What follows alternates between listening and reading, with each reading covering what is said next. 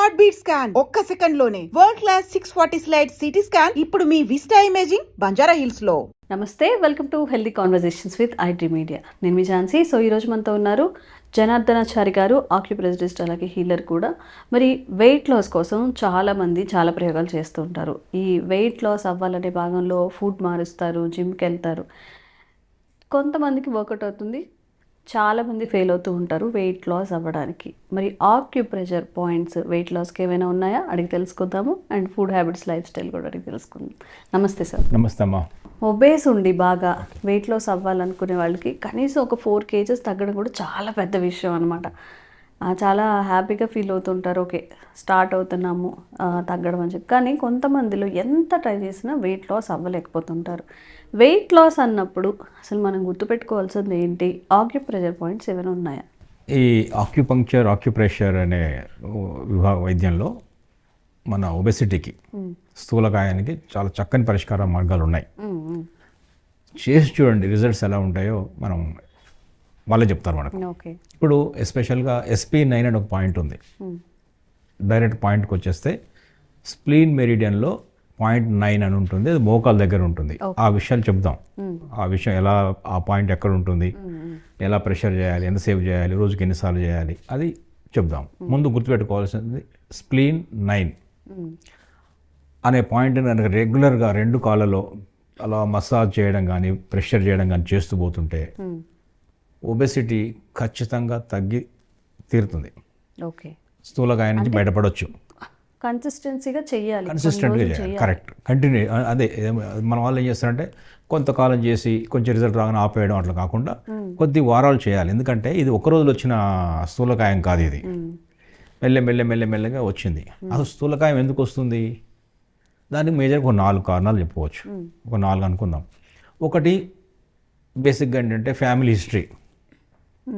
మా పూర్వీకులు, అమ్మ నాన్నలు ద్వారా మేనత్త మేనమామ లావుగా ఉన్న కూడా వాళ్ళ పోలికలు వస్తాయి, రావచ్చు. హైట్లో కానీ వెయిట్లో కానీ రావచ్చు. సో ఇలా ఉన్నప్పుడు నేను లావు ఉన్నాను కదా, బొద్దుగా ఉన్నాను కాబట్టి మరి ఎవరు అంతకుముందు ఉన్నారేమో తెలియదు మనకు. అలా ఉన్నప్పుడు ఏంటి జెనెటికల్గా వచ్చే ఒబెసిటీ ఏంటంటే కొంచెం ఒక పట్టాన్ని వదలదు. ఓకే, ఎందుకంటే జీన్స్ ద్వారా జెనెటికల్గా వచ్చింది. మన లైఫ్ స్టైల్ ద్వారా, మన అలవాట్ల ద్వారా కొంచెం తిన్నగానే లావ్ అయిపోయే వాళ్ళు ఉంటారు కదా, టెండెన్సీ ఉంటుంది అది. ఎందుకంటే జెనెటికల్గానే they are prone to gain weight. అదొకటి ఆలోచించాలి. రెండవది అంటే అయినా కూడా అసాధ్యం కాదు, మేనేజబుల్ సిచ్యువేషన్ తీసుకురావచ్చు. రెండవది ఏంటంటే మన మేజర్గా ఫుడ్ హ్యాబిట్స్. మూడోది ఏంటంటే లైఫ్ స్టైల్ ఎట్లా ఉంది, సెడెంటరీ లైఫ్ స్టైల్. అసలు ఫిజికల్గా వర్క్ లేకుండా ఉండడం వల్ల చేయకపోవడం, అంతే. మోర్ క్యాలరీస్ ఇంటేక్ ఎక్కువ ఉంటుంది, ఖర్చు తక్కువ ఉంటుంది. అదంతా ఫ్యాట్గా డిపాజిట్ అవుతుంది. ఇది అందరికీ కామన్గా తెలిసిందే. ఎక్కువ తింటున్నాము, తక్కువ ఖర్చు పెడుతున్నాం. సంపాదన ఎక్కువైంది, ఖర్చు తక్కువైంది అనుకోండి, బ్యాంక్ బ్యాలెన్స్ పెరుగుతూ పోద్ది కదా.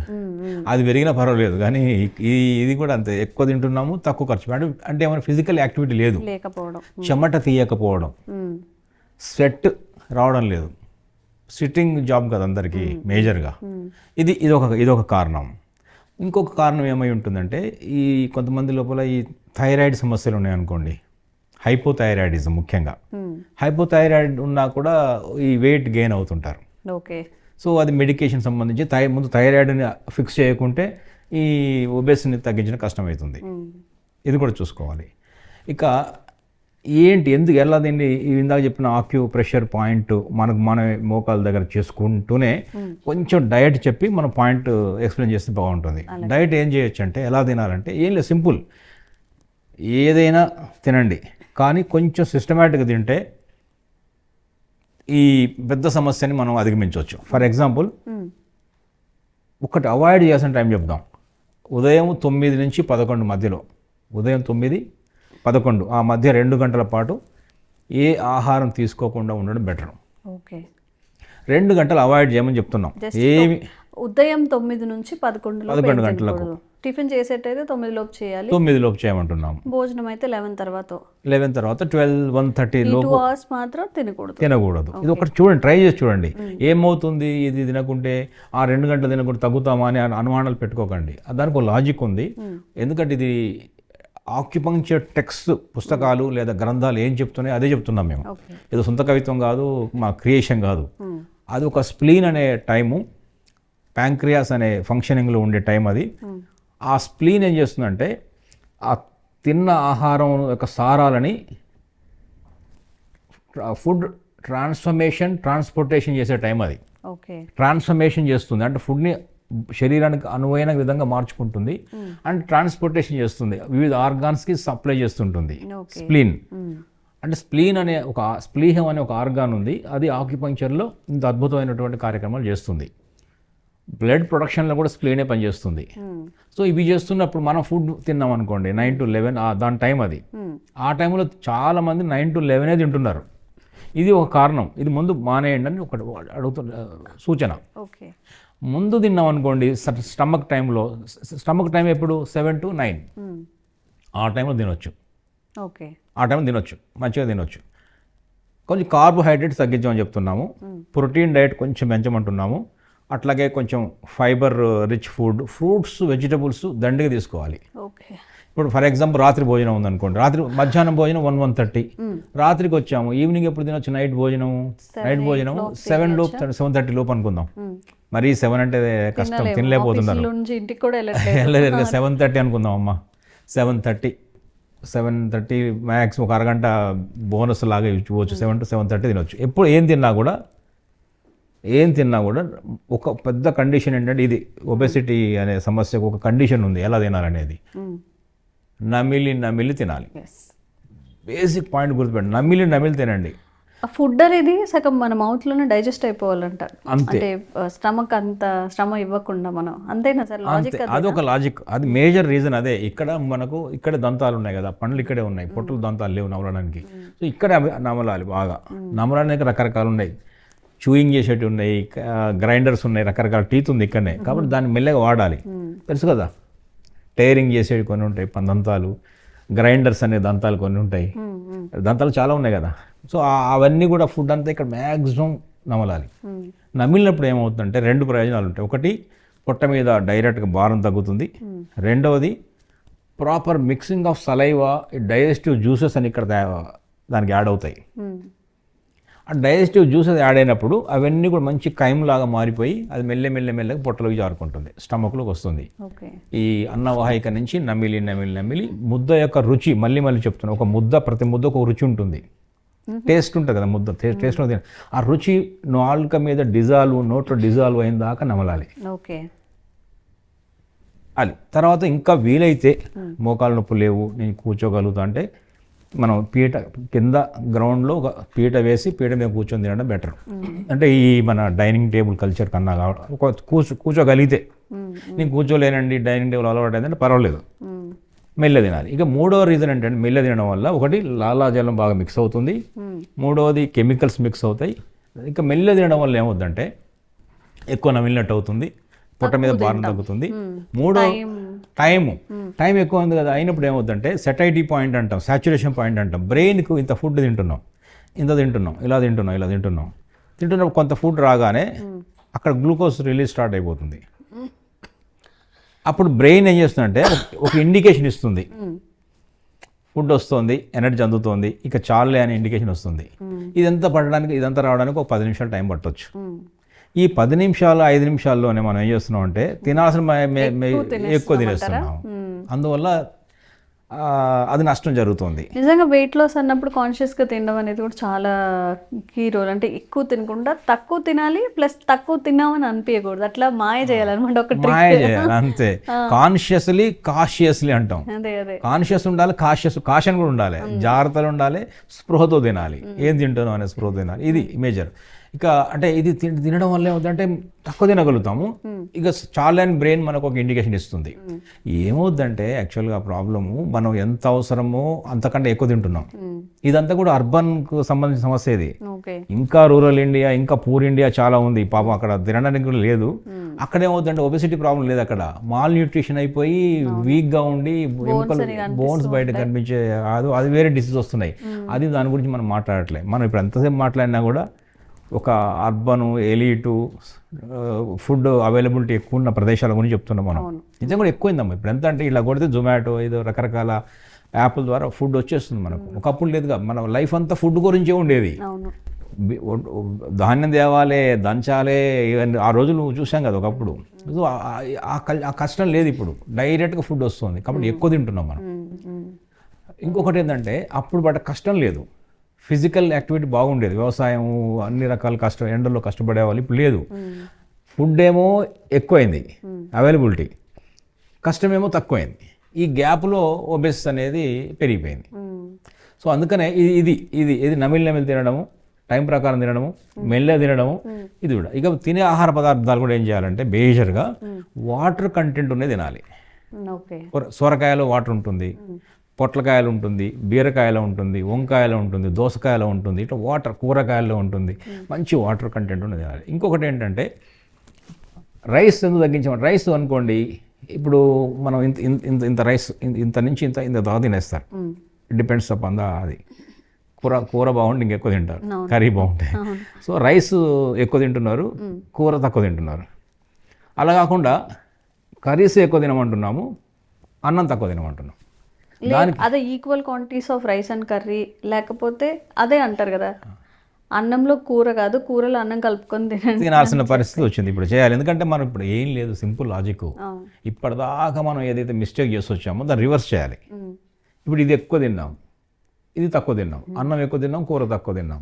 ఇప్పుడు ఏమంటున్నాం అంటే దాన్ని మన సిచ్యువేషన్ రివర్స్ చేయాలంటే కూర పెంచండి, అన్నం తగ్గించండి, కొంచెం ఉప్పు కారాలు తగ్గించాలి, లైట్ గా వేసుకొని కొంచెం ఇంత ఎక్కువగా క్వాంటిటీ ఆఫ్ కర్రీ పెట్టేసుకొని కొంచెం రైస్ పెట్టుకొని తినొచ్చు అంతే.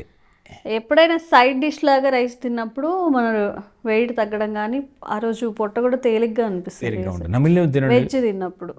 వెజ్ తిన్నప్పుడు నమిలి తిన్నప్పుడు మెల్లె తిన్నప్పుడు చాలా టమ్మీ కూడా కొంచెం ఫ్రీగా ఉంటుంది, లైటర్గా ఉంటుంది. సో ఎందుకంటే అప్పటికి డైజెస్టివ్ జ్యూసెస్ చాలా వచ్చి ఉంటాయి కాబట్టి. ఇంకోటి ఏంటంటే మనం భోజనాన్ని ఇప్పుడు మనం చూస్తూ తినాలి, భోజనాన్ని చూస్తూ తినకుండా, అంటే చూస్తున్నామన్నా ఫోన్ చూస్తూ కాదు, కాన్షియస్ గా అసలు ప్లేట్ లో ఏముంది, ఇది పదార్థాలు ఉన్నాయి. సో వీటిని అరిగించాలంటే ఎంత మనకు డైజెస్టివ్ జ్యూసెస్ కావాలి, ఎంత హైడ్రోక్లోరిక్ యాసిడ్ కావాలి, ఎంత ఇన్సులిన్ కావాలి, ఎంత బైల్ జ్యూస్ కావాలి అనేది బాడీ మైండ్ నుంచి ప్రిపేర్ అవుతుంది అయినప్పుడు చూస్తూ తినడం వల్ల. అదే ఏం తింటున్నామో తెలియకుండా తినడం వల్ల ఏంటంటే సడన్గా లోపలికి వెళ్తుంది, దానికి తగ్గట్టు లోపల ఏర్పాట్లు లేవు. ఓకే, ఫర్ ఎగ్జాంపుల్ మీరు డోర్ కొట్టి డైరెక్ట్గా చుట్టం వచ్చారనుకోండి, అప్పుడు మనం చాలా కంగారు పడిపోతాం, ప్రిపేర్గా ఉండడం, ఏ వీడు వచ్చేటప్పుడు ఏం చేయాలి అర్థం కదా అనుకుంటాం. అట్లాగే మేము ఫలానా రోజు ఫలానా గంటకు వస్తున్నాం అని చెప్తే మనం ముందే ప్రిపేర్ అయ్యి ఉంటాం. ఫుడ్ కూడా ముందే చెప్తుంది బ్రెయిన్, వీడు వస్తున్నాడు లోపల పడుతుంది, ఇక్కడ ప్లేట్లో చూశాను నేను, మీరు జాగ్రత్త పడండి అంటే అప్పుడు బాడీ దాని తగ్గట్టు ఏర్పాటు చేసుకుంటుంది. సో చూస్తూ తినడం అనేది ఇంపార్టెంట్, తమిళ్ తినడం ఇంపార్టెంట్. ఇవన్నీ చేస్తే కొంచెం. ఇంకోటి ఏంటంటే మేజర్ ఇంకో బాగా గుర్తుపెట్టుకోవాలమ్మా, ఎంత తినాలో కాదు, ఎక్కడ ఆపాలో తెలియాలి. ఎక్కడ ఆపాలో తెలియాలి. 15-20% ఆపే శక్తి రావాలి మనకి. తినేదాన్ని 50% కట్ చేసుకోవాలి, 15% స్టమక్ లో కొంచెం ఖాళీ ఉంచాలి. ఫర్ వాటర్ కానీ డైజెషన్కి మూవ్ కావాలిగా. జార్ నిండా మిక్సీ కూడా కదలకుండా పదార్థాలు వేసి తిరగదుగా, కొంచెం తగ్గించాలి కదా. అట్లనే ఇక్కడ కూడా ఫుడ్ కొంచెం ఎక్కడ ఆపాలో తెలియాలి. స్ట్రిక్ట్గా బ్రెయిన్కి ఇన్స్ట్రక్షన్స్ ఇవ్వాలి, ఇది ఇంతే ఎంత బాగున్నా కానీ కొంచెం ఎంత క్వాంటిటీ తగ్గించాలి. ఇప్పుడు మా నాన్నగారి దగ్గర నేర్చుకున్న ఇది, ఆయన అమృతం పెట్టని, ఏ వెరైటీ పెట్టని, ఏ వంటలు పెట్టని, ఆ తినాల్సినంత తిని అంతే అయిపోయింది. అది ఎలా ఉండగలుగుతారో అని అర్థమయ్యేది కాదు. మనం అలా కాదుగా, ముందు ఫస్ట్ పిల్లలు రాగానే మూతలు తీసి చూస్తారు ఆ డైనింగ్ టేబుల్ మీద, ఏముందా, కూరలు బాగున్నాయా, అప్పుడు ఆకలి వేస్తుంది, లేకపోతే ఆకలి లేదు మమ్మీ అని చెప్తారు. అంటే చూసి రుచులను బట్టి తింటున్నారు వాళ్ళు. అలా కాకుండా పిల్లలకు అలవాటు చేయాలి. ఇది రుచులు ముఖ్యమే కానీ దాంతోపాటు ఆరోగ్యం ముఖ్యమని చెప్పాలి. ఒకటి ముందు ట్రైన్ అప్ చిన్నప్పటి నుంచే చేయాలి. అంటే మనం కూడా ఎక్కడ ఆపాలి తెలియాలి, ఆపాలి కొంచెం ఇక చాలు అని. బాడీకి ఎట్లుంటుందంటే మైండ్ ట్రైనింగ్ ఇవ్వాలి. అది అడుగుతుంది ఇంకా కొంచెం తినంటుంది, అది బాగుంది కొంచెం ఇంకొక ముక్క లాగించేయమంటుంది, కానీ లేదు ఇది ఇంతే అని చెప్తే మళ్ళీ వింటుంది. తర్వాత గ్రాడ్యుయేట్ అదంతా ఎప్పుడు వస్తుందంటే మీ హెల్త్ మీద మీ కాన్షియస్నెస్ ఉన్నప్పుడు, మీ హెల్త్ని కాపాడుకోవాలి, వెయిట్ లాస్ ఎందుకు అవ్వాలనేది ప్రతి నిమిషం మీకు గుర్తుంటే అవును. ఇద్దరు హెల్త్ ఇష్యూ కావచ్చు, లేకపోతే ఏదైనా పర్సనల్ గోల్స్ కావచ్చు, అలా ఉన్నప్పుడే ఎంత కావాలో అంత తిరగాలి, లేదంటే పడిపోతుంది. పడిపోతుంది. ఇంకొకటి కూడా చేయాలి, కొంచెం ఫిజికల్గా యాక్టివిటీ యాక్టివిటీ ఉండాలి. వచ్చిన వాకింగ్ చేయాలి, లేదా స్విమ్మింగ్ చేయాలి, సైక్లింగ్ చేయాలి. కొంచెం వాకింగ్ అని అట్లీస్ట్ మనం ఉన్నది 2 కాళ్ళు వాకింగ్ కోసమే కదా. అసలు మనిషి అనేది వాకింగ్ అనేది మన న్యాచురల్ వే ఆఫ్ లైఫ్, అది న్యాచురల్ ఎక్సర్సైజ్ వాకింగ్. అదొకటి చేయాలి. ఖర్చు లేనిది ఇలా పొద్దున్నే లేస్తాం వాకింగ్ కోసం, అదొక బెనిఫిట్. ఎండ దొరుకుతుంది, డి విటమిన్ దొరుకుతుంది. అలా పొద్దున్నే పొల్యూషన్ ఉండదు, మంచి గాలి దొరుకుతుంది, లంగ్స్ బెటర్ అవుతాయి. వాకింగ్ చేస్తాము, ఎయిర్ తీసుకుంటాము, కొంచెం మజిల్ స్ట్రెంగ్త్ అవుతుంది కదా. ఏదైనా వాకింగ్ కూడా ఇంపార్టెంట్. వెయిట్ ఏం చేయకుండానే వెయిట్ తగ్గాలి అనేది హైలీ ఇంపాసిబుల్. ఇంకోటి ఏంటంటే బాడీలో ఒక తత్వం ఏముంటుందంటే ఫ్యాట్ని వదులుకోదు. బాడీ ఏం చేస్తుందంటే మజిల్ వదులుకుంటుంది. ఇప్పుడు మీరు తక్కువ తిన్నారనుకోండి, ఫ్యాట్ని తక్కువ తిన్నాన్ని ఫ్యాట్ కన్వర్ట్ చేసుకుంటుంది, కానీ మజిల్ పోతుంటుంది. మజిల్ పోకూడదు, ఫ్యాట్ పోవాలిగా. ఓకే. బాడీకి ఏంటంటే ఫ్యాట్ని దాచుకోవడం ఇష్టం శరీరానికి, ఎందుకంటే ఆహారం దొరుకుతుందో లేదో ఫ్యూచర్లో అని భయం. కానీ మనం ఏం చేస్తున్నాం అంటే ఇప్పుడు తిని కొంచెం ఎక్సర్సైజ్ చేసామనుకోండి, ఫ్యాట్ తగ్గించాము, ప్రోటీన్ డైట్ తింటున్నాము, ప్లస్ కొంచెం ఎక్సర్సైజ్ చేస్తున్నాము. అప్పుడు ఏం చేస్తుందంటే బాడీ, ఓహో ఈయన ప్రోటీన్ తింటున్నాడు, ఎక్సర్సైజ్ చేస్తున్నాడంటే ఫ్యాట్ వదులుకోవాలి, మజిల్ పెట్టాలనుకుంటుంది. ఓకే. సో మజిల్ ఉండాలి, ఫ్యాట్ పోవాలి, అప్పుడు మాత్రం వెయిట్ మనం తగ్గుతాం. ఇది చేయాలి. ఇప్పుడు ప్రెషర్ పాయింట్ అనేది అది చూద్దాము. ఇది పాయింట్ ఒబెసిటీకి, మన స్థూలకాయం సమస్యకి ఆక్యుప్రెషర్ పాయింట్ ఏంటంటే ఎవరికి వాళ్ళే ఇంటి దగ్గర కూర్చొని లేదా బంధువులకు, ఫ్రెండ్స్కి ఎవరికైనా చేయొచ్చు, పిల్లలకు చేయొచ్చు, స్థూలకాయం ఉన్న పిల్లలు కూడా చేయొచ్చు. ఒక 10-12 సంవత్సరాల నుంచి ఒకవేళ లావు ఉన్నట్టయితే ఈ ప్రెషర్ పాయింట్ చేయండి, తప్పేం లేదు. పెద్దవాళ్ళకి ఎవరికైనా చేయొచ్చు. ఇది ఇక్కడ నుంచి చూడండి, ఇలా మెల్లగా వచ్చి ఇక్కడ ఈ పాయింట్ ఉంది, ఇక్కడ ఇది పాయింట్ ముందే ఇక్కడ బోన్ వస్తుంది. ఇలా వచ్చినప్పుడు ఈ బోన్ యొక్క హెడ్ ఉంటుంది ఇక్కడ, ఈ హెడ్ యొక్క డౌన్ ఈ కింద ఈ పాయింట్ తెలుస్తుందా, పించ్ అవుతుంది అలా చూసారా. ఇది కొంచెం నొప్పిగా ఉంటుంది. ఇది నొప్పిగా ఉంది అంటే పాయింట్ అని అర్థం. ఇది ప్రెషర్ పాయింట్. SP9 స్ప్లీన్ మెరిడియన్లో .9 అంటే water point, earth point. Earth అంటే స్ప్లీను, వాటర్ అంటే ఈ 9 అనే పాయింట్ వాటర్ సంబంధించింది. భూమి మూలకము, జలమూలకం 2 కలుస్తున్నాయి, అద్భుతమైన చర్య జరుగుతుంది. ఈ ప్రెషర్ పాయింట్ ఎలా చేయొచ్చు, ఇలాంటి జిమ్ ఉంటే ఆక్యుప్రెషర్ జాబ్ దొరుకుతుంది. ఇలా ప్రెస్ మెల్లగా ఒక నొక్కి వదలడం 60 సార్లు చేయాలి. ఇలా 1 2 3 4 ఒక 60 సార్లు చేయొచ్చు. ఇదే పాయింట్ ఆ కాలు కూడా ఉంటుంది, 2 కాళ్ళు కూడా ఉంటుంది, 2 కాళ్ళు చేయొచ్చు. ఒక పూట ఈ కాలు, ఒక పూట ఆ కాలు చేయండి. ఈ పాయింట్ చేస్తే లోపల ఉన్నటువంటి వేస్ట్ అంతా కూడా, వ్యర్థాలే ఈ ఊబకాయాన్ని దారితీస్తాయి. ఫ్లెమ్ తయారవుతుంది, ఫ్యాట్ తయారవుతుంది, అరగని పదార్థాలు ఉంటాయి కదా, అవన్నీ కూడా వ్యర్థాలే అంటాం. ఇది దీంతో ఏమవుతుందంటే ఈ పాయింట్తో డాంప్నెస్ అంటారు, retention of the fluids, more fluids in the body. అంటే పనికొచ్చే ఫ్లూయిడ్స్ కాదు, రిటెన్షన్ అవుతాయి. కాళ్ళు ఆపులు వస్తుంటాయి, ఫేస్ స్వెల్లింగ్ అవుతుంటుంది, చూసారు చాలా మంది. ఇవన్నీ కూడా ఈ పాయింట్తో చాలా వరకు. ఒకవేళ ఇది దొరకకపోతే పెన్ను కూడా వాడచ్చు, పెన్ వాడచ్చు, ట్యాప్ చేయొచ్చు. ఇలాంటి పెన్ ఉంటే పెన్ను కూడా జస్ట్ మామూలుగా ఇట్లా ప్రెజర్ కూడా ఈ పాయింట్ ముందు ఐడెంటిఫై చేయాలి. ఎలా ఐడెంటిఫై చేయాలి? ఇలా వచ్చాం, ఈ బోన్ అనుకొని ఇలా వచ్చాము, ఈ బోన్ పక్కనే వచ్చాను, ఇక్కడ ఒక హెడ్ దొరికింది నాకు, ఈ హెడ్ కింద ఉంది. ఓకే, తెలుస్తుందా? ఇది SP9 గూగుల్ కూడా చేయొచ్చు. ఇప్పుడు మనం పాయింట్ కూడా చూపిస్తున్నాము.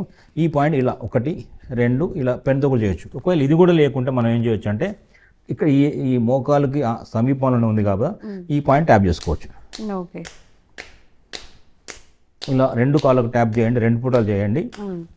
ఈ పాయింట్ యాక్టివేట్ చేసినట్టయితే అద్భుతాలు, వండర్ జరుగుతాయి. మీరు ఒక నెల రోజులు ఈ చేసి చూడండి. నెల తర్వాత రిజల్ట్ కాదు, రోజు రిజల్ట్స్ మెల్లమెల్ల కనిపించడం ప్రారంభం అవుతుంది. దాదాపు అనుకున్న ఫలితాలు ఖచ్చితంగా వచ్చి తీరుతాయి. ట్రై చేయండి. ఓకే.